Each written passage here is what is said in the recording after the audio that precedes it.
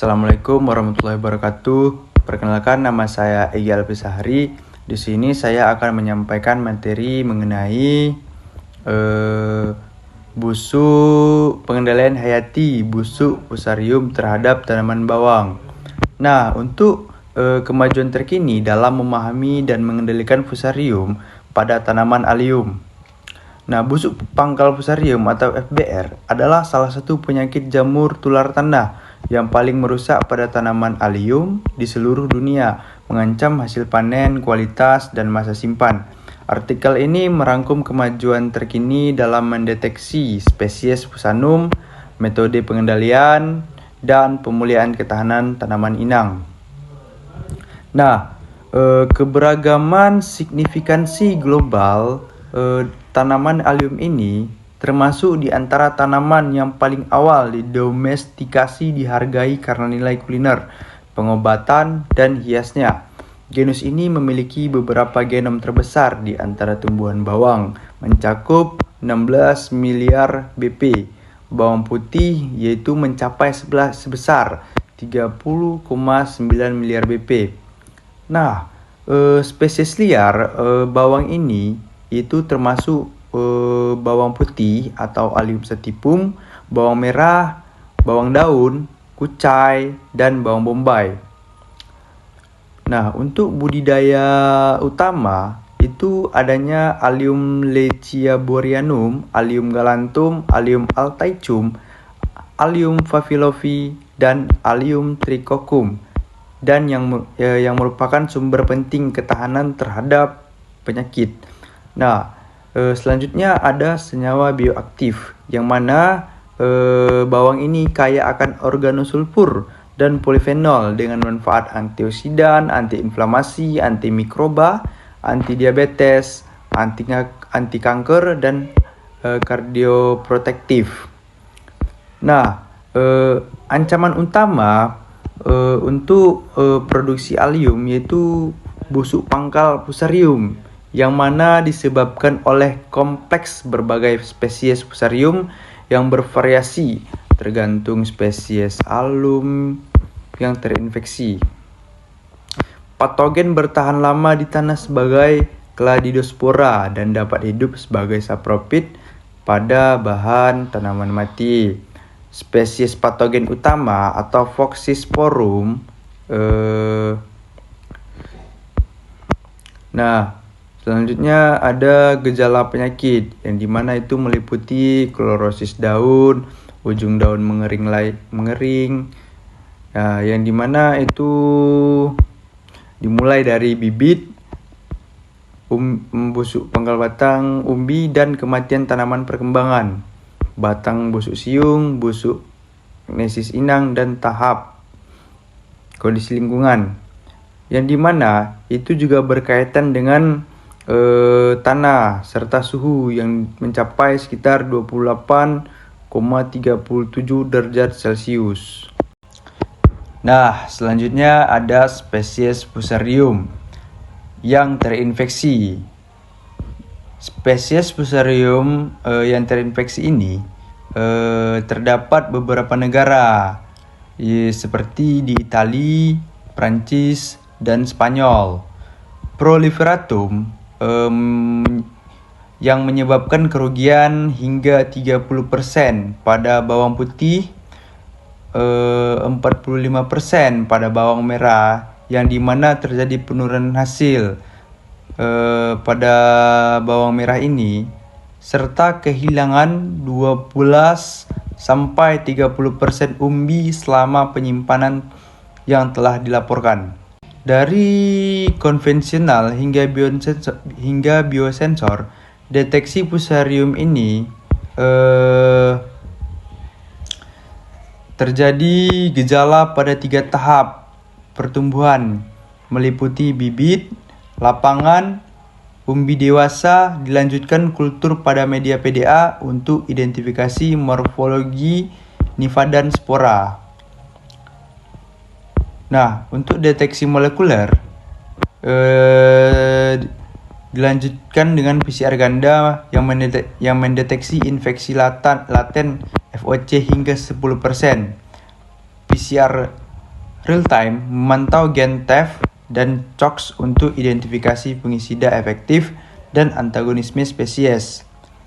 Pada deteksi biokimia atau VOC, GC-MS dan SPME mengidentifikasi biomarker volatil utanol, etil asetat, 3-metil 1-butanol untuk fusarium pada bawang.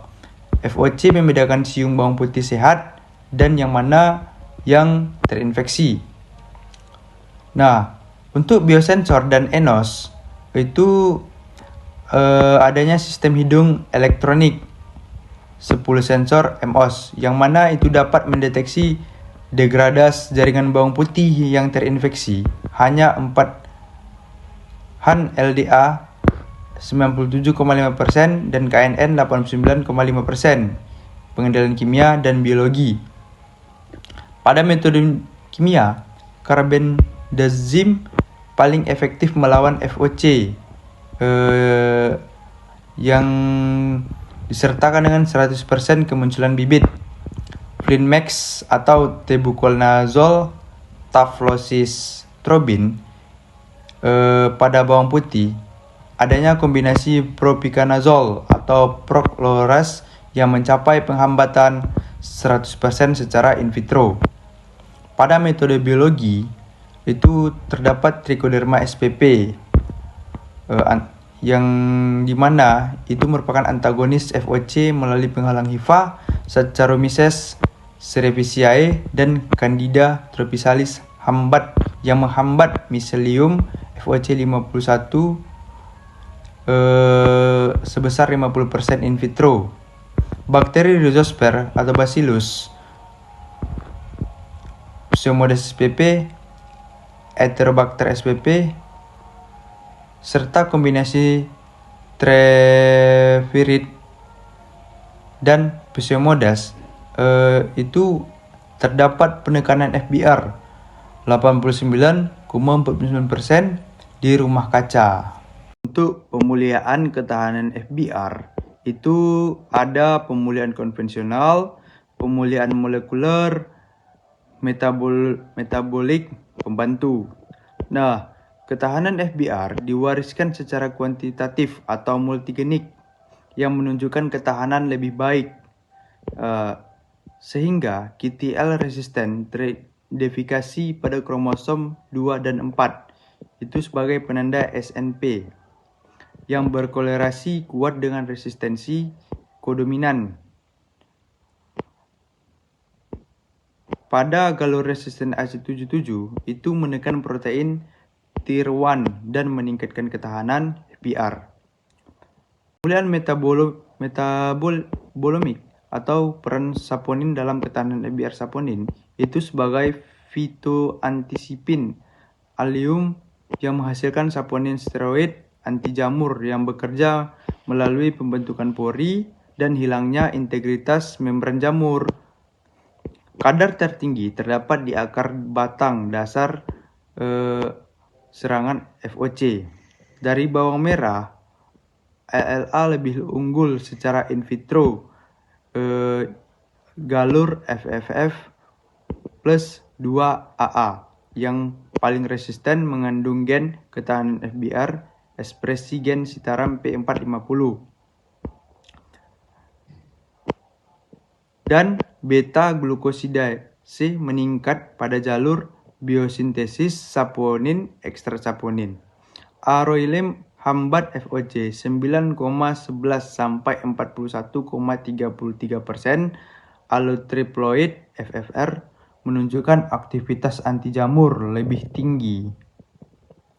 Kesimpulan dari jurnal yang direview ini, Streptomyces sebagai biofungisida potensial merangkum kemajuan deteksi FBR, morfologi PCR, VOC, spektroskopi, biosensor, dan untuk pengendalian kimia, biologi, serta pemulihan ketahanan konvensional molekuler, metabolomik itu dapat dilakukan penelitian lebih lanjut untuk mengungkapkan jalur yang menghubungkan saponin anti jamur dengan QTL ketahanan FBIL. Nah, Ramesus ABF 42 dan 5 Idicus ABF 59 menekan insidensi FBR hingga 26,57% selara fungisida mancozeb. 5 senyawa anti cendawan teridentifikasi itu meliputi dilimonene, tridecane, ocmene, 2,4 DTBP, dan heksadecanoic acid metil ester.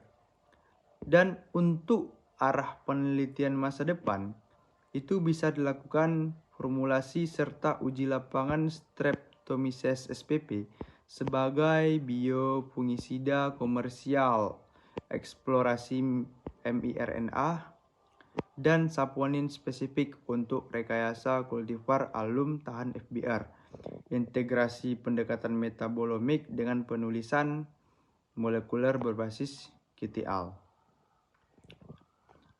Terima kasih bagi yang sudah mendengarkan dan saya ucapkan Assalamualaikum warahmatullahi wabarakatuh.